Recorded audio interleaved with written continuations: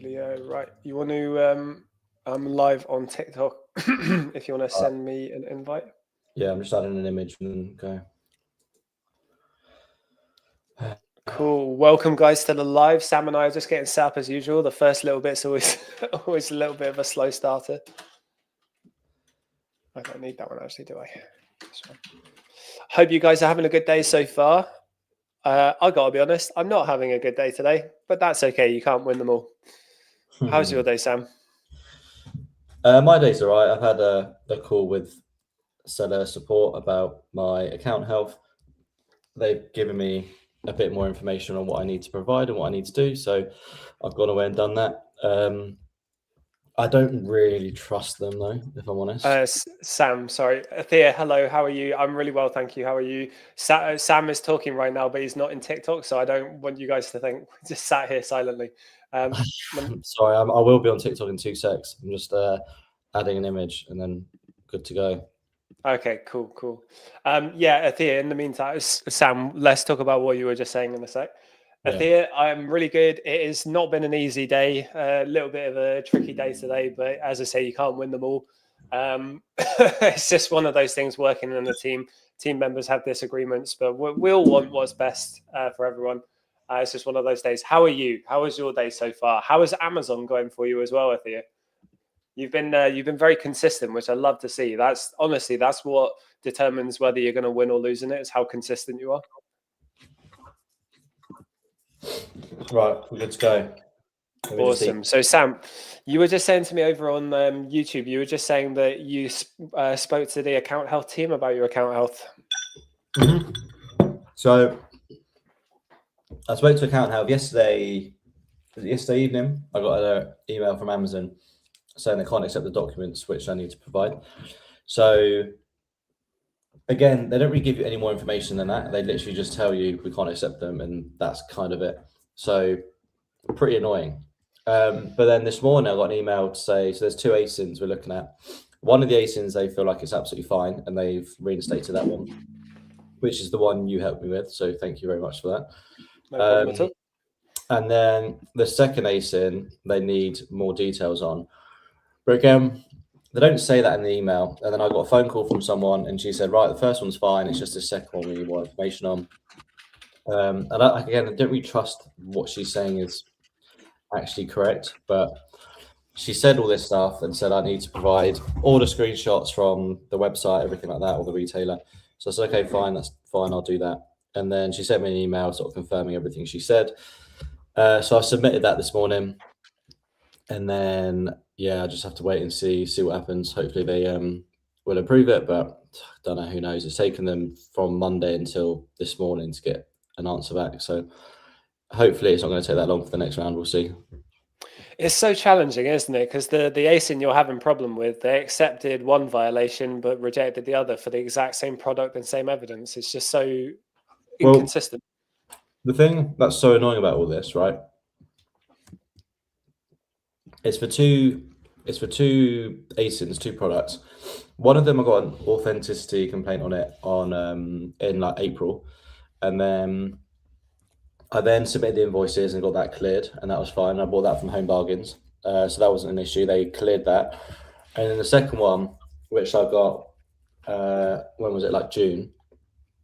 And I submitted the invoices loads and loads of times and never accepted it. Now this morning they accepted it, but now they're going back to the one in April and they're saying, right, we need more information for this. It's like, you've already accepted it in April, so why are you coming back at me now saying I need to provide all this information? Like, we've already done this.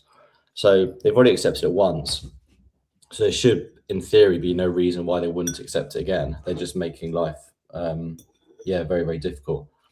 Yeah, it's just annoying because it just has like a huge impact on everything. Like, it has a massive impact on sales. As soon as your account goes into that state, you don't really get a fair share of the buy box or anything like that. So your sales take a huge hit. And then I'm not spending any money until it's all cleared because I don't want to spend loads of cash and then they're not going on for ages. So I've not spent anything all week. So again, massive problem there. And it's just, it's just issue after issue, and it's just aggro, which I just don't really need. No, super frustrating.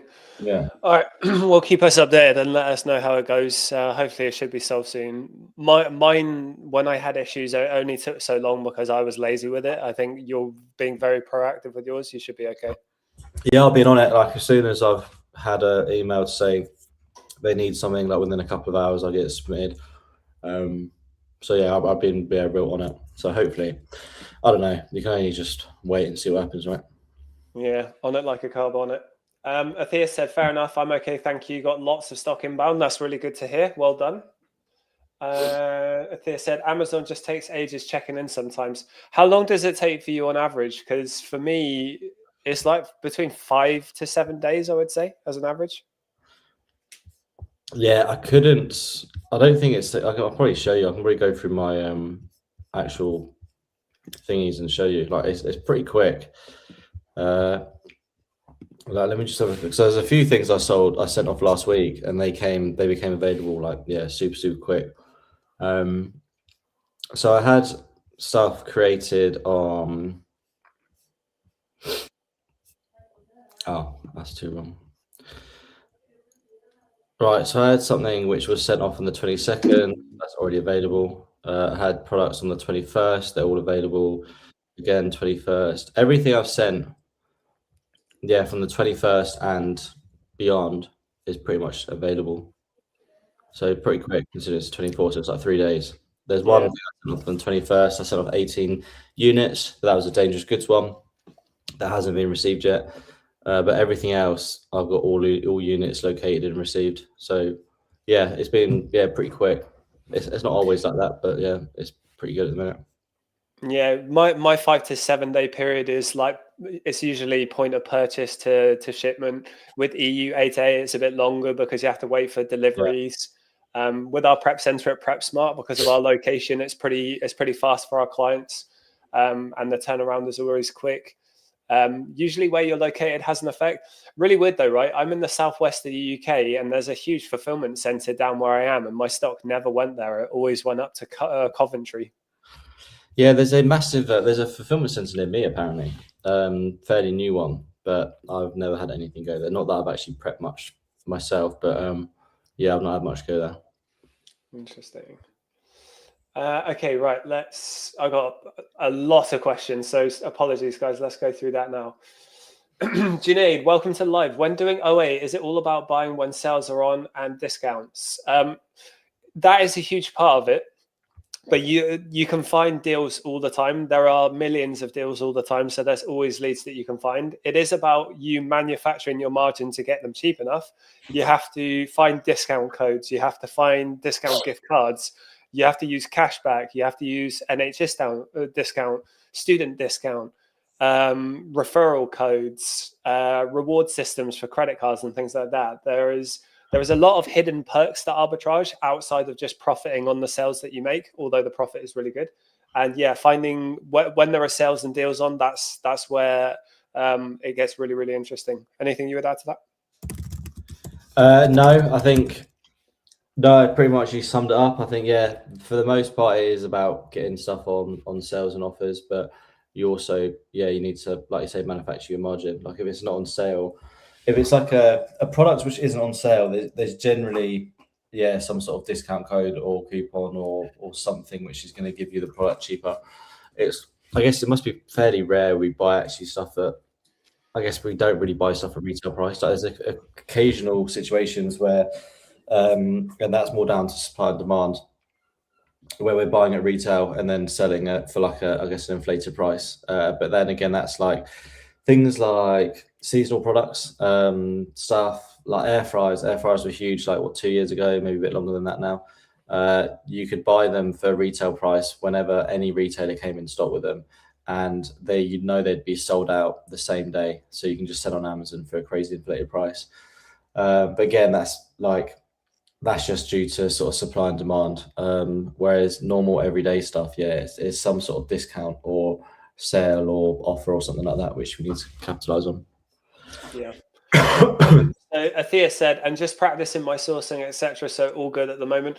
Practice. Be consistent. learn from your mistakes. Athea, you've probably heard me say that so many times.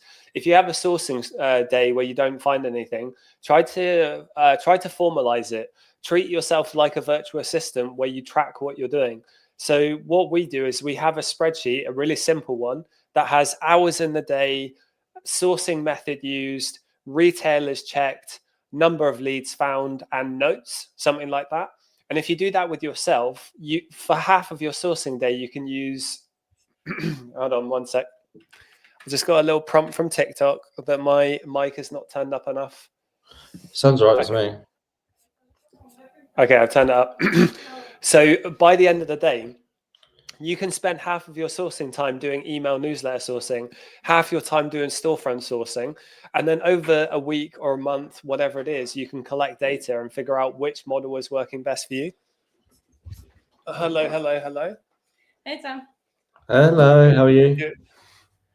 Ta-da! Oh, big girl. Lovely, thank you. 24 hours to go. Sam said 24 hours to go. And over time, that data collection, when I tell you guys to collect data, that's what I mean. I mean, you want to be really granular with figuring out what method is working better for you than other methods. If you're trying storefront sourcing and you're not finding anything, that means the seller IDs that you're copying aren't the best. So you can keep track of those and you can mark them as bad or just leave them, and you can keep looking for ones that work. That tracked data is going to improve your skill over time, which is what you said. You're just constantly working on the skill. This is how you do it. The reason data is so important is because you will get to a point where your business outgrows your brain. So if your entire business model is in your head, it's not scalable. You have to put it pen to paper. You have to put it in a spreadsheet, in an Airtable database, in our software, whatever it is you use to track data, so that when you hire team members, they can grow from your database rather than just you having to tell them manually everything.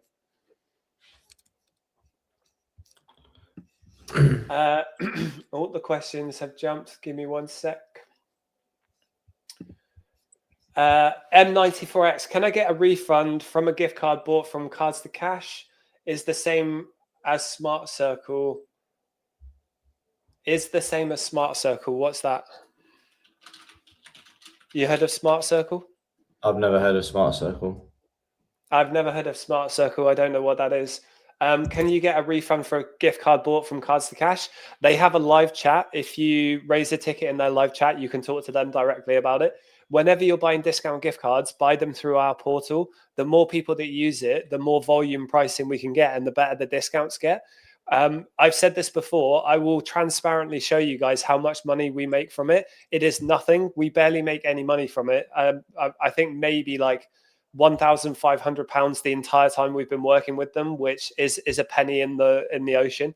The reason I'm saying use our portal is because you get first access to cards, you get business support, you get first dibs support with customer service, and I can help you directly with Caleb if you bought from our portal. I can't do that if you didn't. So make sure you're using our portal, which you can get to, link in our website, which you can get to in the bio, or from our free Discord community. Athea said, yes, they've refunded me, but it depends. I think you can reach out. Yeah, Athea had a bit of trouble with one of their gift cards, and Cards to Cash were really good and fixed the issue straight away. Issues don't happen very often, but they do fix them pretty quickly. Elliot said, hi, Sean. Hi, Elliot. I hope you're doing well, my friend. How is Amazon going for you today, or this week, I should say?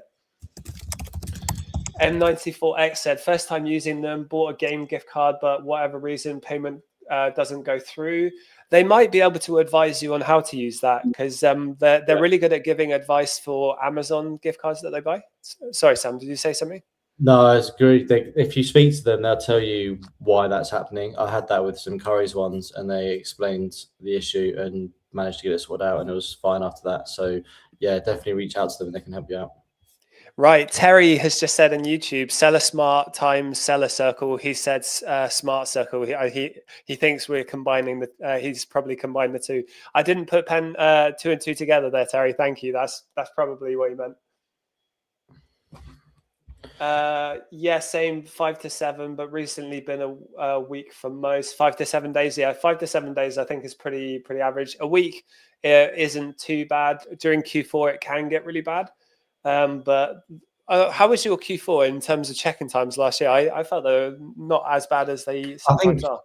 Q4, I don't have any issues with checking times at Q4. Normally, it's quicker than ever. Everyone whinges and moans about it, but for the most part, they're the best checking times you're ever going to get. Amazon. That's crazy for me because I've had almost 3-week delays during Q4. I think I'm not. I think the only problems we had last year was dangerous goods. There was one dangerous good fulfillment center which took like 2 weeks minimum. And that happened every time we sent something in. It took 2 weeks. That was really long. But for general normal products, it's super quick. Like Amazon hires so many people for that period. There's so much more staff working there, and a lot of like big sellers, like wholesale sellers, private label sellers, they're so much more prepared compared to OA, just because they can be. So they're stocking. They're putting all their stock in like September time. So they're going super heavy there. Whereas OA, like you're getting deals in October, November, December. So you're constantly pumping stuff in. So I feel like during the peak times, I think it's fine. I've never really had many issues apart from last year with the dangerous good stuff. For the most part, it's pretty flat out.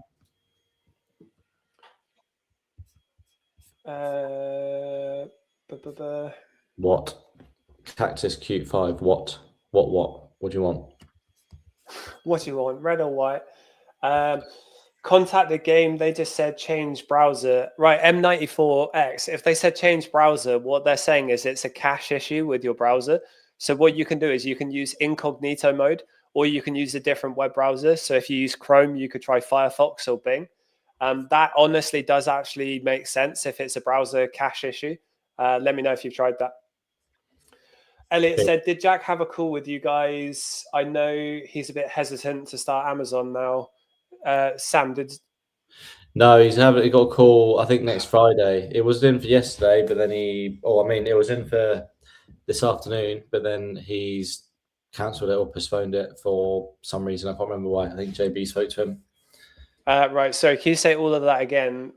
My phone was connected to my headphones, which auto played a video, and these guys definitely are going to have heard that. So what did you say? He had a call booked in for this evening or this afternoon, and for some reason he cancelled it like shortly afterwards and delayed it until next Friday, I think. I'm not sure why it was cancelled or anything. I don't know much about it, but yeah, there is one booked in. So yeah, we'll see. Athea said 3 days. I wish. Elliot said Athea didn't get ungated on a human indigestible. We need to resubmit again. Mate, that's normal. You have to reapply 5 to 15 times. It's just part of the process. That happens to everyone. Just keep reapplying. You'll be all right. Yeah. Sorry, go on. It's a slog, but you have to do it. Athea said, I'm in the southwest London. Always goes to the Midlands, so probably a delivery factor. Yeah, I have friends who are up north who live right next to an FC, and it's literally next day check-in.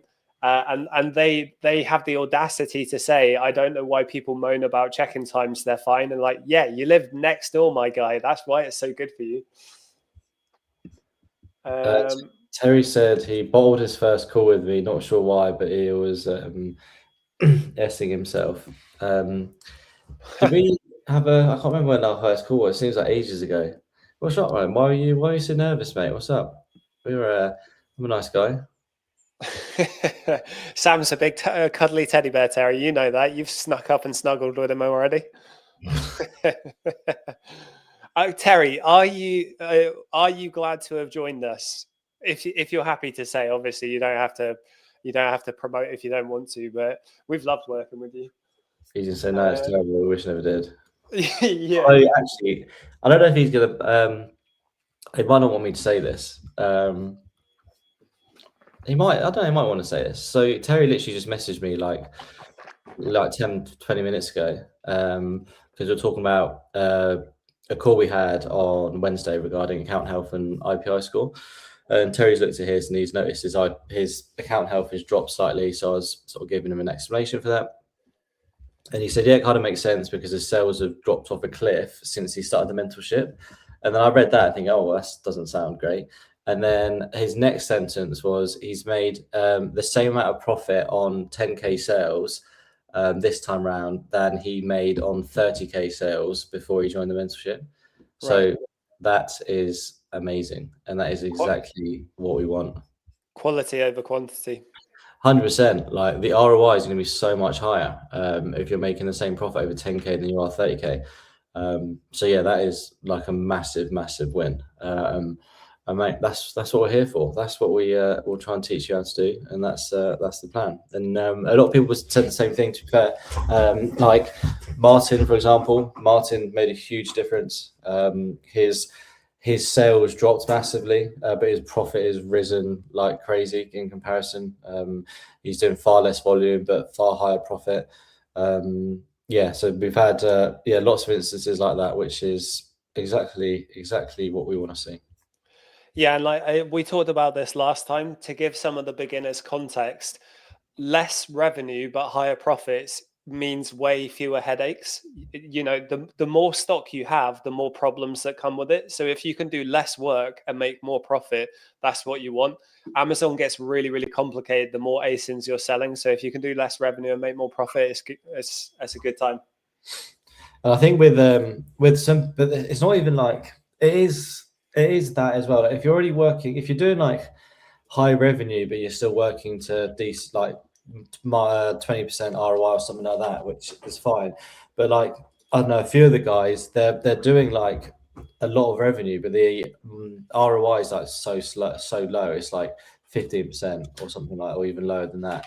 And that's not what you want at all. Like if you're in that position, you need to change it up massively. You need to be doing less revenue and you need to be pumping up that ROI as much as possible. Yeah, 100%. Terry actually said 100% absolute game changer for me, and not just Amazon. Feel like I found a new group of friends via Discord. Internet friends. Terry, I really appreciate that, brother.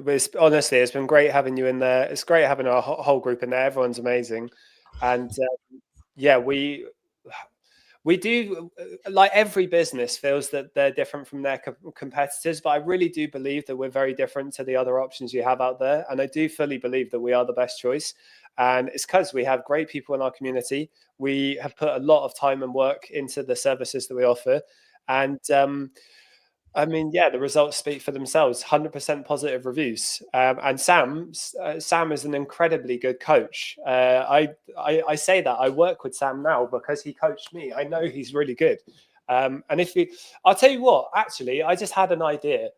We have weekly live calls with our community. We have weekly live calls with our mentorship group. What we will do is, in a few weeks' time, when I'm a bit more settled and I have some time, Sam and I, or just Sam, will do one of our group live calls with the community. We will do it publicly for a list of people who sign up and want to come and watch. You won't have to pay. You'll just get to see what the call is like. And then if you decide you want to come and work with us afterwards, you absolutely can. You up for that, Sam? It doesn't look like I've got a choice, mate. You just so let's do it. Terry said his sales went down because he sacked his VA and his sales fell off a cliff, but his profit remained the same. Yeah, I remember he had 2 VAs and they started giving him abuse when he got rid of them. Oh yeah, I couldn't believe how much you were paying them. That's crazy for the level of work they were doing. Crazy high salary, and then Terry got a load of abuse when he got rid of them for not performing. That was another thing that Terry got working with us. Terry didn't realize he was massively overpaying his virtual assistants for the work he was getting. And yeah, honestly, guys, making profit is big. Keeping your expenses low and keeping on top of your leakage is massive. You have to do it, otherwise your business falls apart. And like one thing we were talking about today, it kind of sounds a bit tangential, but we're in the process of the guys and I in Seller Smart are thinking about getting Teslas. I know it sounds tangential, but there are really strong tax efficiencies in a business to go for an electric car because the UK government has an electric car scheme.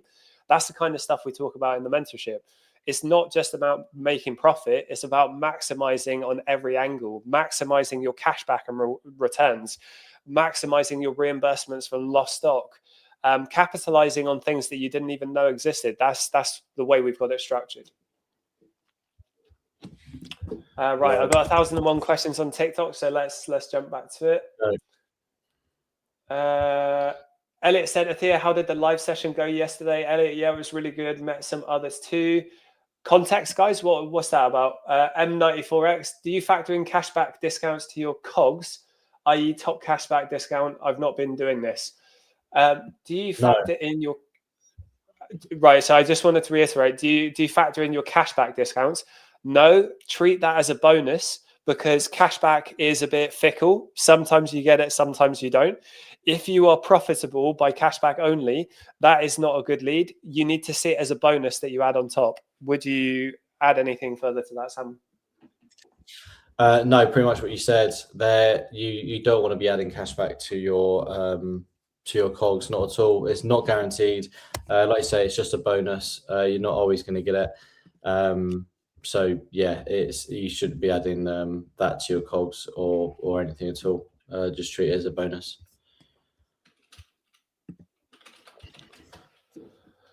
Okay.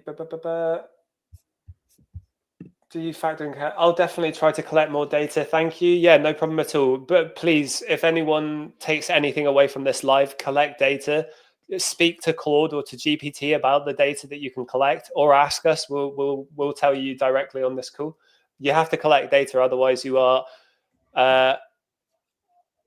climbing an uphill battle, rather than the other analogy I was going to say that I said yesterday.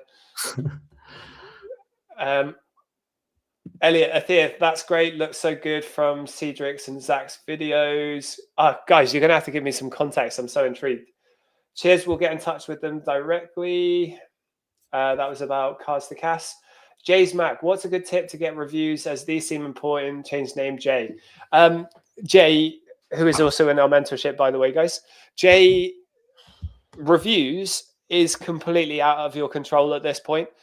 Amazon used to allow you to send custom email templates to your customers after a sale, and it was really easy to get reviews. You're not allowed to use them anymore. So, Jay, you're in our mentorship, which means you have access to our software. In our software, you can do automatic review requesting with compliant Amazon templated emails. It helps, but it's not perfect. There is also Sage Mailer. You can use that for free at a certain point to do this as well. They don't work nearly as well, but it's all you can do. You can't sneak QR codes or leaflets in the products. Amazon doesn't allow that. So reviews just come with time. There's not a lot you can do about it. Like if you get a high volume of sales, obviously that leads to more opportunities to get reviews, but this is a volume game. Typically every 200 units, you might get a review. But obviously that's just, it's impossible to say because it's different to everyone. Yeah, I think even like 200 units, I don't know. You need to sell a lot to get reviews. It's really difficult. And to give you an example, like I think this month I've had one review, and I've sold a lot of products, probably like 1,000 products, and I've had one review this month. So yeah, it's super slow. There's not really much you can do about it, unfortunately.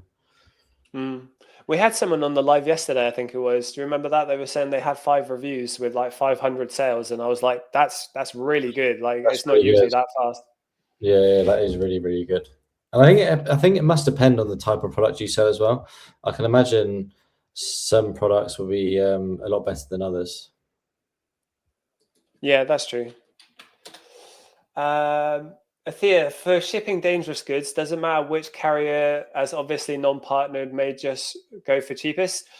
Or I think DPD partnered for DG for first time shipping dangerous goods products.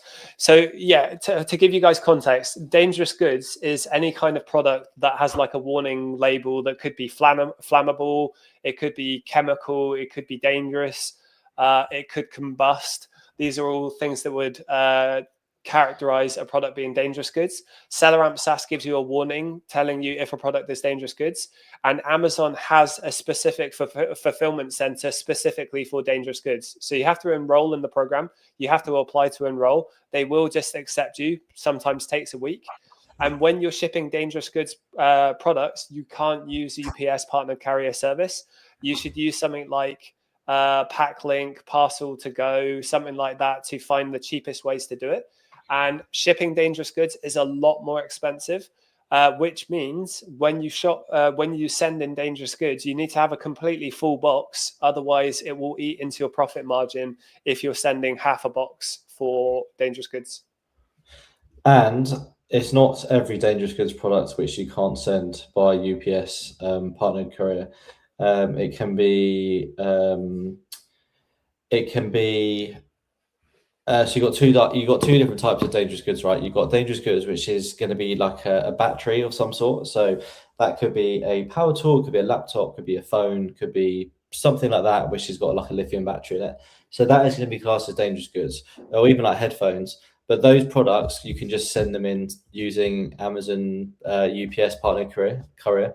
There's no issue with that at all. It's the dangerous goods products which you can't use a partner courier are more around like the beauty style products. So anything like aerosols, anything like perfumes, aftershaves, those types of products, they're more borderlining on sort of like hazmat type stuff. That's where you need to use a separate courier. But for anything battery related, you can just send as UPS. But again, when you create the shipment, it's going to tell you at the bottom of the shipment anyway who you can and can't send it with. But you can generally create a shipment with like the laptops and those types of dangerous goods products amongst a load of other stuff as well. But with like hazmat and the beauty side of things, you can't send them with anything else. They need to just be sent on their own. Terry's just said 2 out of my 8 reviews are for things I've never even sold. Definitely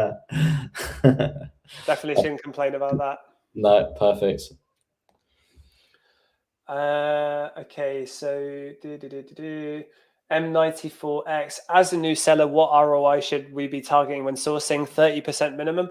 30% minimum for sure. As a non-VAT registered seller, it is not worth your time to sell products less than 30% ROI.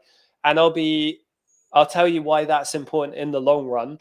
If you are only selling products less than 30% ROI as a non-VAT registered seller, when you eventually register for VAT, they are not going to be profitable. So your entire skill set with Amazon will be made redundant and it won't work. You have to get good at sourcing and you have to aim for 30% as a minimum.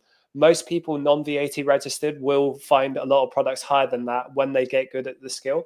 Some people take to it really quickly. Some people is it Brandon in our mentorship right now? He's averaging a really good ROI because he's finding banger leads as a non-VAT reg.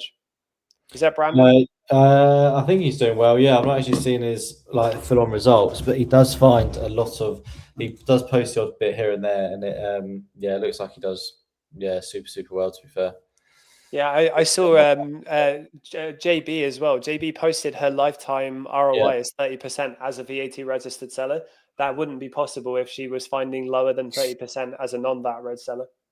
Yeah, she's JB does really, really well. And I think her ROI has just improved massively again. I guess since joining the mentorship, she used to run at like 30%, and now ROI is more like 44% each month. So yeah, she does really, really well. Jay said, I can't wait to be more involved. Soon as my stock goes in, feel like a newbie still. Jay, you're going to be a newbie for a long time. That newbie phase lasts a while, but I love the enthusiasm, mate. You're going to do really, really well. Mentorship is amazing. When Sam texts you at 10 p.m., you know you're on to a winner. Sam will be responding to messages from 6 until 11 lately. It's actually not so good. Like, we don't want that to be his life forever. I'll tell you what I did yesterday morning. Who was I speaking to? Let me see the message. Maybe was it? Oh no, that was it. It was these guys. So yesterday morning, I was responding to messages at 4:46 a.m. And I couldn't. My son woke me up, and then I couldn't go back to sleep. He woke me up at like 3, and then I couldn't go back to sleep. So I got the laptop out, and then I was just pinging through messages. But yeah, that was at 4:45. I was pinging out messages in the morning, and then I was even sending announcements in the chat at like 6 a.m. It was a busy morning. Now we can see why people say fathers make more money than men without kids. It's because your kids wake you up and then you work at all hours of the day. Yeah, pretty much. But even like last night I was responding back at like 10:30, 11 o'clock. Tonight I'm turning my laptop off once I finish at 5, and no one's getting a response from me. I need a night off, I think. KP said, "Hey guys, happy Friday. Do you add delivery to your COGS?" 100%. The delivery cost does increase the cost of your product. So if you don't keep track of that, your profit is not accurate. Always add your delivery cost to your COGS. And obviously, if the delivery means it's not profitable, don't buy it unless you can get it down cheaper. Elliot said, "Off to the airport now. I need to go. Sean, I need to message you about some things on Discord." Please do, Elliot. I hope you're enjoying yourself wherever you're going. Have a good weekend. Worth the find. I keep postponing doing any admin for FBA. What's the most important data to keep for FBA?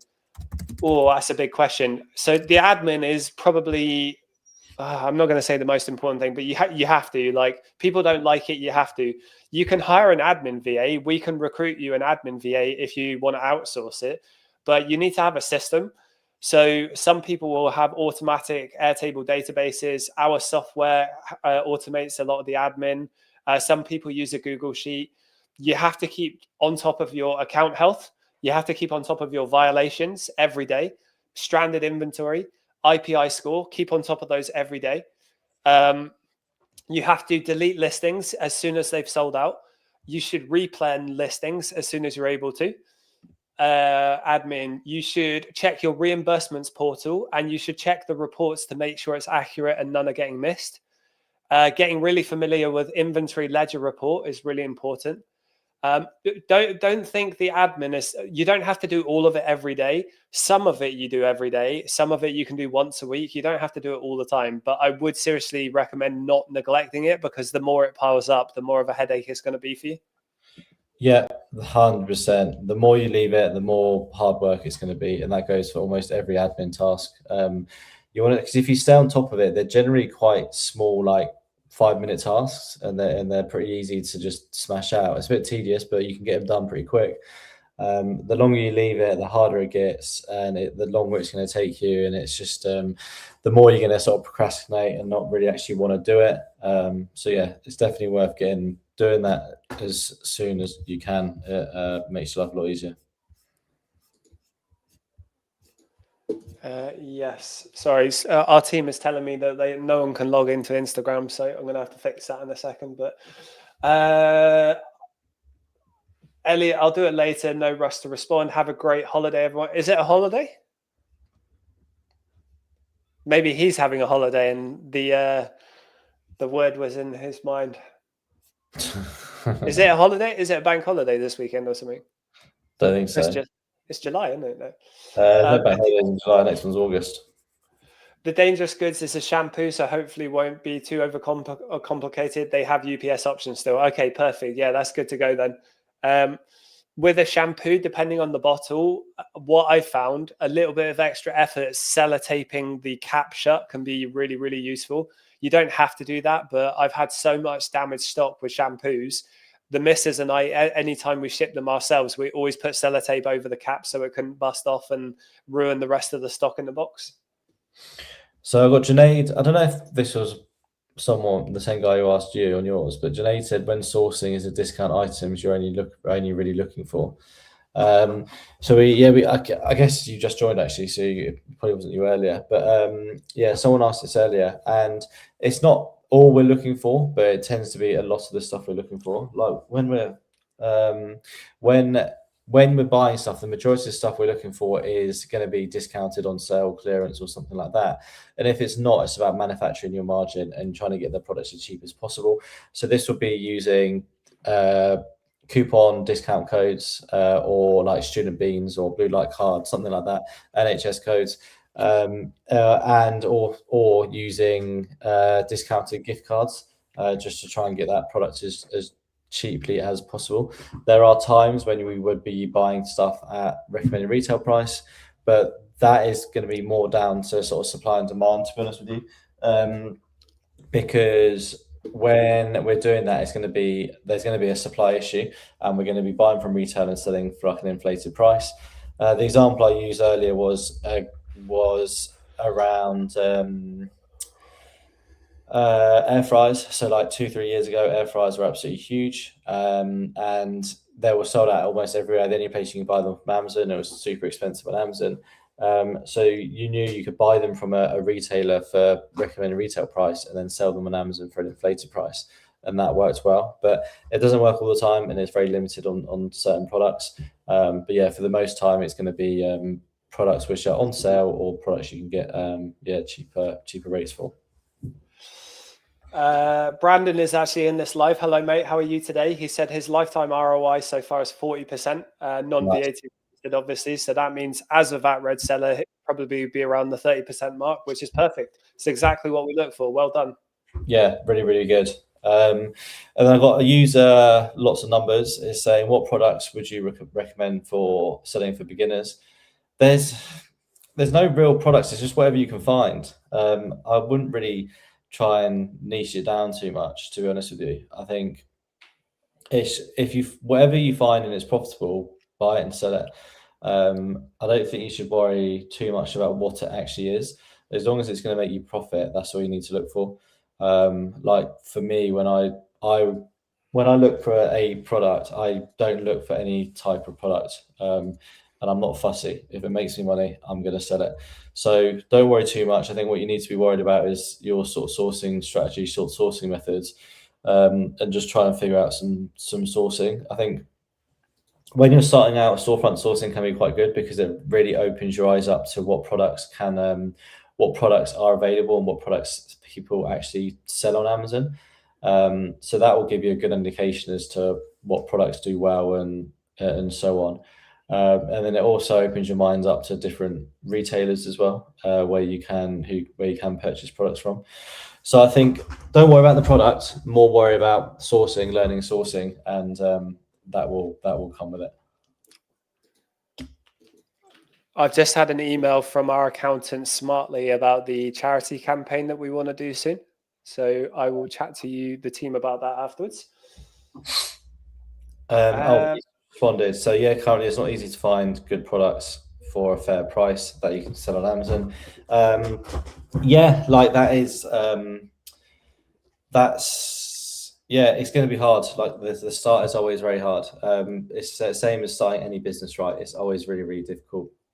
You want to try and manufacture your margin as much as possible. Can you get discount codes? Is that going to make the product cheaper?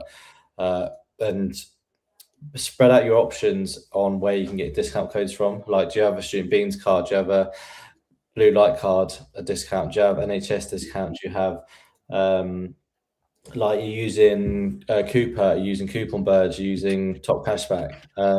There's lots of ways you can get discount codes. Are you using them all? But yeah, it's the beginning's tough, and I guess that's why we run the mentorship, because people get stuck in the beginning and need help, and that's what we're here to do, to help out. Brandon said, good mate, finished work doing chest and then straight back to Amazon work when I'm at home. How are you and Sam? Really good, mate. I did a push day today, so I did my chest today.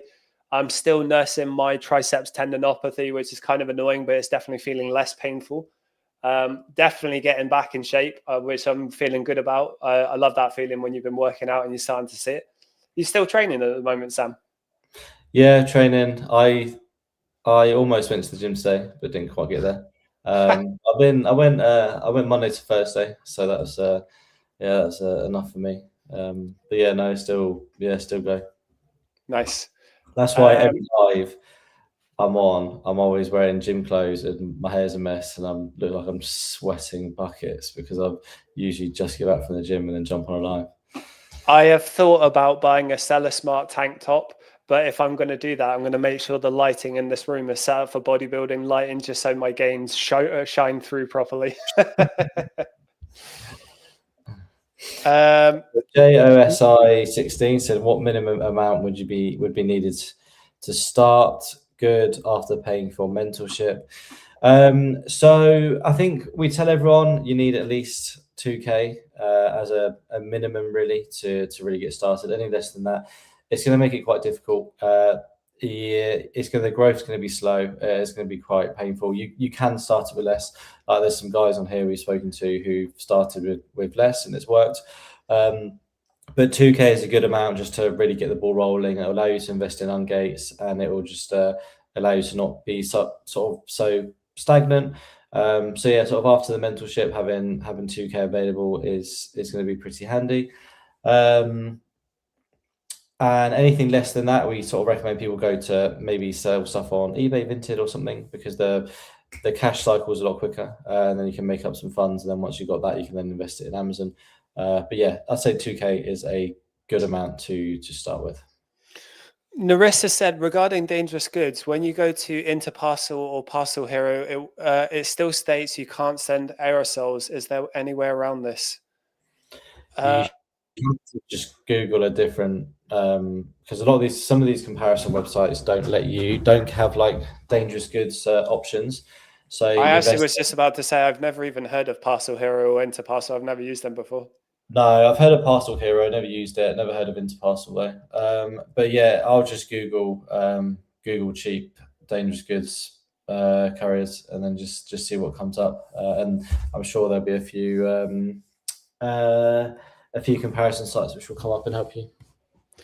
Terry said, I found my old BLC doesn't expire until November. Gucci, definitely use that for, what is that? That's 3. No, I was going to say, is it 3 or 4 months until November? So that's 3 or 4 months. You can use that. Perfect. I think I got you one as well on the way. The guy's sorting it. I got a load of blue light card accounts for the guys in the mentorship. I think there were 8 of them. And the guy is working on them at the moment. He had a few issues, and now he is working on them. So I should have them ready for everyone pretty soon. Jay and Brandon.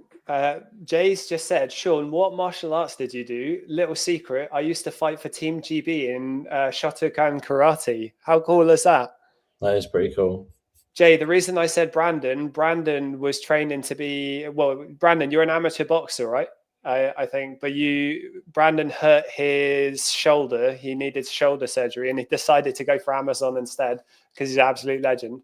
I've done boxing, Muay Thai, K2 kickboxing, and Brazilian Jiu-Jitsu.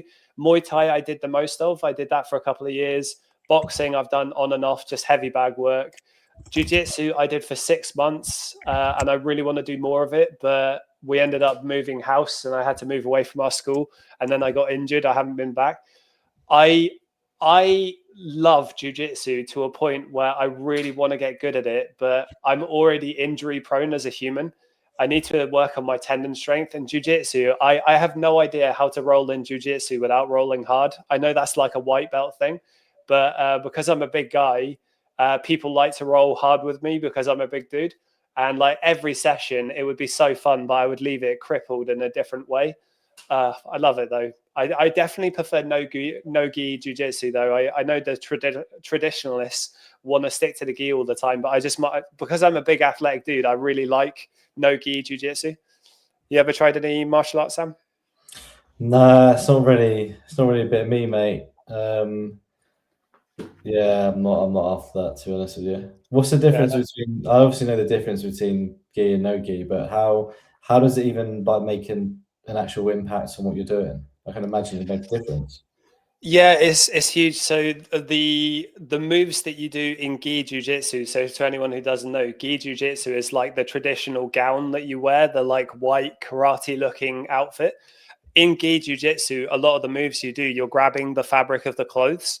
So a lot of the chokes you do, you're not grabbing the neck, you're grabbing the fabric around the neck and then using it to choke the person. Whereas their own clothes. Yeah, whereas no-gi, it's like shorts and t-shirt where you grab limbs, you don't grab fabric. So it's a lot faster pace. It's a lot more slippery. In gi jiu-jitsu, you can hold someone in place and they can't move, depending on how good they are. In no gi, people move around a lot more.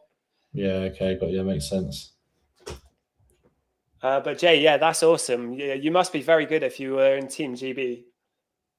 Oh, was that Jay saying that? I thought that was Brandon saying it. No, Jay fought in karate for Team GB. Oh, fair play, mate. That's pretty cool.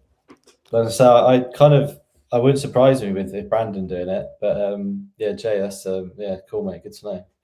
Brandon said, "Yeah, I'm an amateur, but my shoulder's effed and 6 dislocations and a torn labrum. Once you dislocate a shoulder or any limb, to be honest, in jiu-jitsu, it's really bad for your knees with dislocations and things. Once you dislocate, it's always weaker. So the more dislocations you have, the worse it gets. So if it's happening to you, like 6 dislocations at your age is really, really bad. Young as well, yeah. Yeah, you're like 19. That's really young. But I'm really into researching. I haven't tried any yet, and I will do on social media. If I ever do on social media, I'll post about it. I'm really into looking into peptides. There's a lot of peptides that supposedly are really good around healing injuries for athletes. And a lot of people are saying the World Anti-Doping Association banning these peptides doesn't make any sense because all they do is heal injuries. So yeah, it'd be interesting to see what happens with sports with these peptides coming up. Yeah, some guy I know sells peptides, and I was talking to him about it the other day, and there was one which pretty much does what you say. There's like he takes a few of them. One of them's like great for like hair growth as well, and general, I guess, sort of skin stuff. And then one of them, yeah, you heal a lot quicker. So I don't know if that was maybe a bit like he said, like if you get like cuts and scratches on you or whatever, they heal. It heals super quick because it's just, I guess, injecting your body with I don't really know what it is, to be honest with it. So it's amino acids essentially. The ones that heal you, BPC 157 is the one that is meant to heal you. But what I've seen, it doesn't work that well unless you partner it with another one that I can't remember. But if you partner the two, people call it the Wolverine stack because you really Wolverine. That's what I've heard. I think one of them is good for hair as well or something. I've got a mate who's 70 who takes a peptide called melanotan 2. So melanotan helps you produce more melanin in your skin, so you get more naturally tanned. But as a side effect, so he's like 70 and he said he's like he's a teenager again. Fair play. That's probably what you want when you're 70, isn't it? Yeah. Terry said, my next door neighbor sells peptides. That does not sound very official. Is it? How official are they? Most peptides are not. They haven't been rigorously tested and are safe. All of America right now is injecting peptides. It's crazy. Most of them are from like research Chinese factories. Most of them. Yeah. But there are companies like Ozempic, GLPs. Those are peptides. Or right. Manjaro, Trizipatide, whichever ones you try, those are GLPs. So honestly, the research on them is getting really fascinating because there's a lot of people using them in a gym context to get really buff, but all of their health markers are improving. They're good. So it's arguably, this is what people are theorizing, they're good for your health and they, make your skin better, make your hair better, make your muscles grow more. That kind of stuff is very exciting. I'm always a bit skeptical with this type of stuff. Like, you're kind of injecting an unknown into your body, which is not really what I want to be doing. So I always, I'm always a bit skeptical because you never really know what the side effects are or the long-term damage or anything, if there is any, and all that sort of stuff. Yeah, well, I mean, SARMs, when SARMs came out, everyone was saying, this is the new steroids, these are safe to use, everyone should get on them. I didn't touch them with a 10-foot barge pole because I didn't believe that. And then within a year of them being out, they were like, no, this is as bad. It's all the same stuff. And one of my mates at work, he was doing them without realizing that they are essentially steroids. So when I told him, he was like, oh my God. That's the thing. Like, it only takes like a couple of years, and then you realize actually this is the effects of the bad effects of it. So I like things to be yeah, I like to know what I'm actually putting in my body before I do it. Although some of them do sound very tempting. Yeah, they're not going to win me over just yet. How we've grown up, hey Sam. That wasn't the rule in university, was it? I know, mate. That is times have changed massively. Then I did not care. All right, let's get back to it. So we got shoulder. Jay, I had to stop, tore a hip flexor, ow, twice. My little boy 5 just started KB in Brazil. Oh, that hip flexor, that sounds awful. That would have been very painful. At a club, he loves it. So I mentioned in our group earlier, I'm having a baby girl. She's going to be born on Saturday, hopefully. It is compulsory. She is learning jiu-jitsu. I do not trust this world at all at the moment. And Rosa, my partner, completely agrees. She is learning jiu-jitsu because if you're a girl, jiu-jitsu is the martial art to learn. I think it's so important for kids to learn it. It's so good for discipline and structure. Yeah, I like my daughter to learn how to do something, mainly just for self-defense. And if someone comes at her, she can, don them up. In my previous jiu-jitsu school, there was like a socially anxious 17-year-old girl who was really shy, really a bit awkward publicly, but then she would spar with like 6'3" bodybuilder guys, and she would just twist them up like a pretzel. It was the craziest thing, and it's so impressive to see like a really small girl just beat the living piss out of a guy twice their size. Yeah, it's good. Terry said, "Mike grow some man boobs." Yeah, exactly, mate. And I do not need any help in that department. So, yeah, I'm good. Brandon said, "Team GB is insane. Sparred someone from Team GB when I was actually fighting. Skill difference was, oh my God." Jay said, "I was okay. My uncle owned, he's passed now, the club Red Triangle in Liverpool where GB train. That's very cool. I'd love to meet Paddy the Baddie. I would love to meet Paddy the Baddie." Brandon said, "When I have my operation, I'm taking peptides straight to my shoulder." Yeah, honestly, in this day and age, as long as you can get them from a safe location, I would at least try it for someone in your situation. Obviously, do everything with the supervision of a doctor. But if you've had 6 dislocations, it's peptides and stem cells. It's very interesting to see what could be reversed with those. It jumped. Jay, lad here uses peptides and he's great fetal, but expensive, 300 to 500 a month. If doing a couple, it is really expensive. And it is jabbing yourself as well, which is a bit intense. Motzi and Retta he uses. So Retta is retatrutide. It's the one that's supposedly going to overtake Ozempic and Mounjaro, but a lot of people drop out from using it because of the side effects. Oh, is that right? What's Retta's a fat loss one then, is it? Yeah, retatrutide is a fat loss GLP that when you partner it with another peptide, I can't remember, chimpanzees in a study, they gained massive amounts of lean muscle tissue whilst losing body fat, which is just absolutely insane. So it's going to completely change the world of bodybuilding. It already has, to be fair, because loads of people are trying it, even though it's not FDA approved yet. So Brandon's just said, sorry, back to Amazon. He said, have a Braun lead, but not ungated. Worth stocking up and getting the ungate done after. I think so, mate. Braun's a pretty good brand to sell. A few of the guys in the group as well, mate. Have a search Braun in the Discord group, mate, because a few of the guys in there recently have all got ungated in it. And I think it has actually dropped from, it was 100 units, and they dropped it down to 10 units. So, yeah, messaging in the Discord group, a lot of people got ungated on that for a pretty good price. So I think it's definitely worth getting into that, mate. Yeah, I've sold a lot of Braun. Braun is really good. Yeah, I like Braun.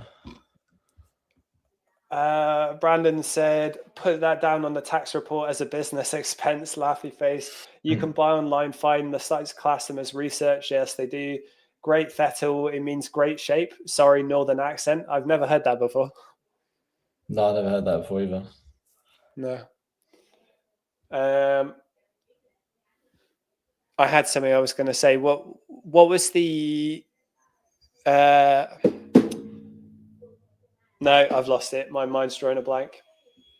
Well, to be fair, actually, I said I can go live for an hour today because I've got to do a lot of baby stuff before tomorrow. So today was really fun. We went off piste away from Amazon, but that's okay. I think it's important for us to connect as a community, and we don't always have to rigorously talk about everything all the time, do we? It's quite good fun to go off piste sometimes. Yeah, you learn something new every day. Yeah, you do.